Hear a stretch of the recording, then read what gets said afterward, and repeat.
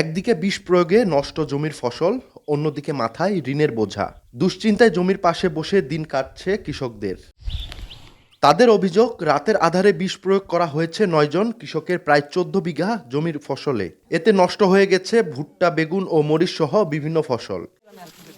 ক্ষতিগ্রস্ত কৃষকদের দাবি, জোর করে জমি দখলের উদ্দেশ্যে এই কাজ করেছেন স্থানীয় তরিকুল ও নজরুল সহ কয়েকজন।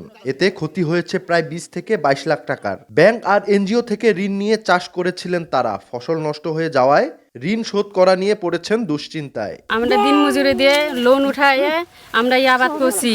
এখন তরিগুলো দেয় এইভাবে ও রাত্রির ও জঙ্গল মারা দিয়ে আমাদের সব ভুট্টা মারে দিছে, আমাদের সব মারে দিছে। আমরা বিচার চাই। মুই মাসে বাড়ি কাজ করু বাবু, মোর কিচ্ছু নাই। মুই কাজ করা টাকা না মুইখানে মেহনত করছে না করে না, মোর মুইখান মারে দিছে। দিন আতা তরিকুল, নুরল, মফিজুল, আর্মি। আমি মহাজন কি দিয়ে শোধ করবো? আমি আবাদগুলা করতে যে কতগুলো আমাদের অর্থের প্রয়োজন হয়েছে, এগুলো একমাত্র আমরা করছি, আমরাই জানি। আমরা কোর্ট থেকে আয় পাইছি, এই মাটিটা বহুদিন থেকে খাওয়াচ্ছি, কিন্তু 2 বছর থেকে আমাকে এরকম আবাদ করিবা দেয় না। এরকম জঙ্গল মারা ওষুধ দিয়া আমাকে আবাদ মারে দেয়। 1 বিঘা জমিতে মোটামুটি 2 লাখ টাকা খরচ করছে, ঋণ মহাজন করছি।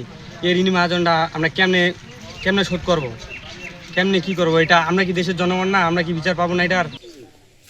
তবে অভিযোগ অস্বীকার করেছেন অভিযুক্তরা। তাদের দাবি, উল্টো তাদের বিরুদ্ধে চলছে ষড়যন্ত্র। জমি দখলের চেষ্টা আর পুরনো মামলাকে অন্যদিকে নিতেই তোলা হয়েছে এই অভিযোগ। জমিগুলো আমাদের, ফসলও হচ্ছে আমাদের। আমরা ভুট্টা, মরিচ, বেগুন লাগাইছি, এগুলা ওরা রাতের আধারে মারা ওষুধ দিয়ে স্প্রে করে মারা দিছে।